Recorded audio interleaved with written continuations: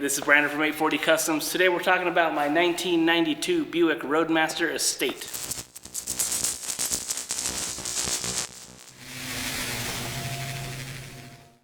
All right, we picked this car up in October of 2021. It's something that, I like really weird cars, and this is a super weird car. We bought it basically completely stock other than some drop spindles and lowering springs.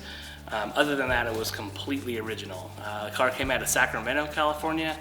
It was completely rust-free, and I paid the guy to drive it from Sacramento to Salt Lake. I figured if he was willing to drive it that far, it was probably okay for me to buy. This chassis is the latest chassis of the B-body platform, which was launched in 1977.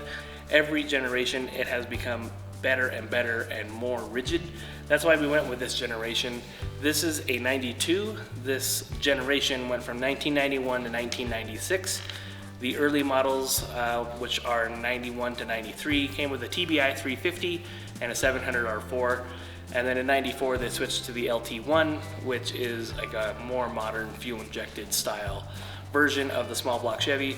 They also went to a 4L60. The B-body platform consists of several models, including the Buick Roadmaster, the Chevy Caprice, the Chevy Impala SS, the Oldsmobile Custom Cruiser, and the Caprice Classic, which came in a Police Interceptor edition. The 91 to 93 Buick Estates come with the bubble top and a stainless steel sliding roof rack. The Caprices and Custom Cruisers came with more subtle components. Most of the Buicks came with this sleek wood trim, while the Caprice and the Custom Cruisers came with a single or two-tone paint job. All of the Estate models came with dual folding tailgates. With all the seats folded down, you could put a stack of 4x8 plywood in the back of this thing and keep it dry. This also has a coveted rear-facing seat that folds flat into the floor. The seats in this thing are so comfortable, it's like driving a living room down the road. The Buicks in specific come with all the creature comforts of modern vehicles, including power adjustable seats, cruise control, power steering, power doors, power windows. Everything in the car is set up as like a modern vehicle would, without the self-driving capabilities. If you were born between 2000 and 2005, you may have been conceived in one. All of these wagons come with a beefed up 10-bolt rear end, which has an 8.5 or 8.625 ring gear, which is stronger than the standard 10-bolt and can handle quite a bit of power. There's 11-inch rotors up front and 11-inch drums in the back. So he drove it all the way here. Everything was perfect. It drove just fine. It had about 119,000 miles on it. This came stock with a 350 TBI V8 and a 700 R4 transmission. They were fine, they ran okay. We tried to do a couple improvements to the car. At the end of the day, it's just not enough. Last year, we stripped the whole car down, put a whole new drivetrain in it, and it's been a fun one. So we put an LM7 out of a 2004 Chevy Silverado. That motor came from a friend of ours, and it had a bunch of miles on it, and it had a comp cam in it. We decided to take the whole thing apart. We sent it to a machine shop, had it all cleaned up. That cam was still good, so we held on to that and redid everything else. So it's a stock crank. It was just cleaned up a little bit. We wanted to make sure we never had to take it apart again, so we put pretty much the best of everything we could get. The intake is a nice Holley part, all the injectors, fuel rails. The whole motor's held together with ARP fasteners. Every bolt is ARP. King bearings, Eagle rods, Wiseco pistons. The rods are rated for about 1,500 horsepower. We'll never get anywhere near that, but we might hit 1,000. It'll be pretty good. This is gonna be a rowdy car with 1,000 horsepower. The full comp cam package, so lifters, valve springs, it has manly stainless steel valves in it. Everything's been cleaned up and gone through. This has a stock 6.0 317 head on it. This whole engine was built for boost. I'm estimating somewhere in like the 8 to 8.5 to 1 compression. Totally set up for boost, except right now, no boost. So we're in a rush to get the car put together for LS Fest last year, and we decided to just throw it together naturally aspirated. It makes like 180 horsepower right now. The front accessory drive is held together with ICT billet adapters. We color match everything so it looks really good. and all of the accessories are just an OEM equivalent from the local parts store.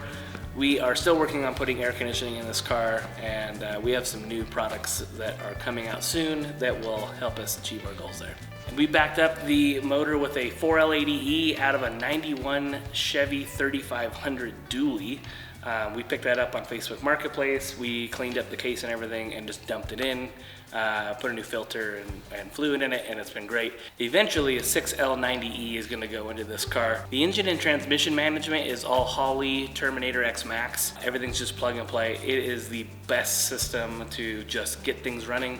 No, it's not the cheapest one, but it does work really well. Plus there's a bunch of people around us that are really good at tuning it. So it's controlling transmission as well. And then we also put the Holley 12.7-inch Pro Dash in there, which we made a whole bunch of 3D printed parts for. You can see those in other videos. When we put the suspension on this car, we took the entire thing down to its basic frame and body and 3D scanned the entire underside and the engine compartment. What that allows us to do is disassemble and reassemble the car digitally, and we can do a lot of our design work and preparation before we get out here and actually are doing work on the car. What we've been doing a lot lately is designing stuff in our CAD program and then 3D printing parts for the car. That's kind of where all the interior mods came from, and there's a couple of new things coming under the hood. We've also 3D scanned all the components that we put on the car. So we have a model of the engine, all of the accessories on the engine, so we can see how this is going to affect us in the future.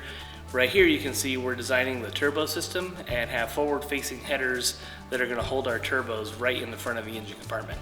All of the suspension on the car has been replaced with QA1 tubular control arms and billet coilovers. That's pretty decent around the corner for a 4,500 pound car. Right now, wheels and tires on the car are just rollers. They're just some standard steel wheels, and I think they're like Blizzak snow tires just because we were driving this in the winter at the time. We ultimately will be changing those out for some nicer wheels in the future.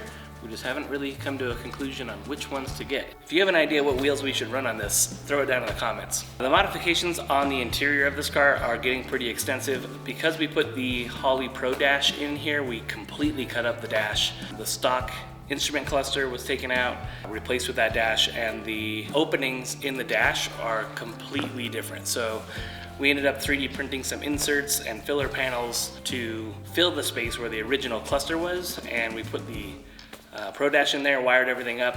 That included cutting the dash pad. We 3D printed a thing for that as well. And then Ed over at Arizona Custom Interiors, he went and wrapped everything in suede for us. It looks super nice, and it's gonna be really cool when it's all put together. We also put an Impala SS center console in this car.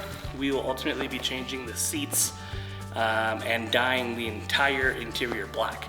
Right now it's all beige and boring. All right, exterior mods are also in the works as we speak. We are gonna end up shaving the antenna hole, the rear bumpers coming off. We're putting a roll pan on that.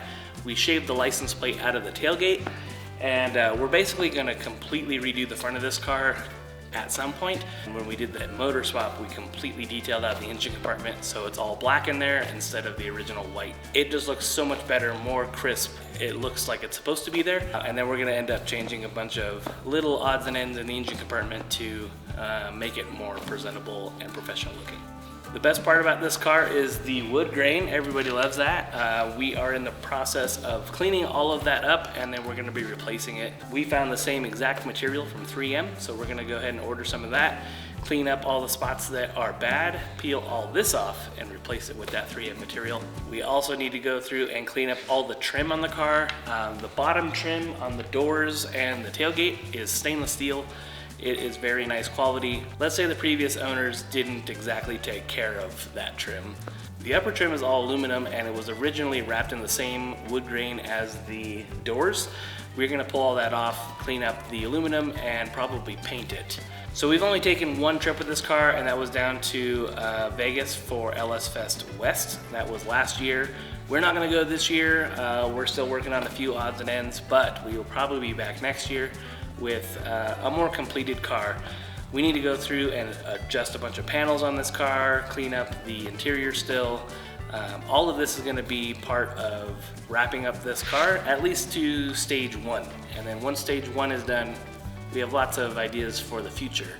So phase 2 of this project is going to be getting the twin turbos set up on this car. We are working with a couple partners to get that moving. We already have a lot of the components, we're just waiting on the turbos and we can go ahead and get started. The exhaust on this car right now is a conglomeration of what the previous owner did and what we had to do to get the LS in there.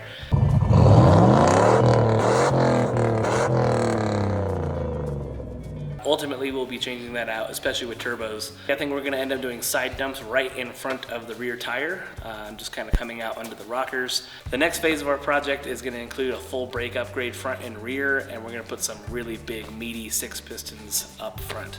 We also have a big plan of putting a CTS-V rear end out of a 2011 CTS-V.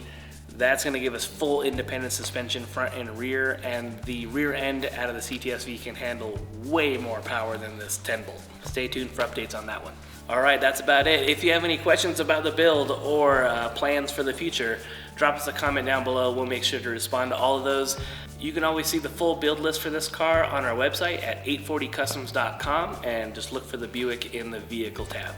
Please remember to like, share, and subscribe, and we'll be back with you with another video soon.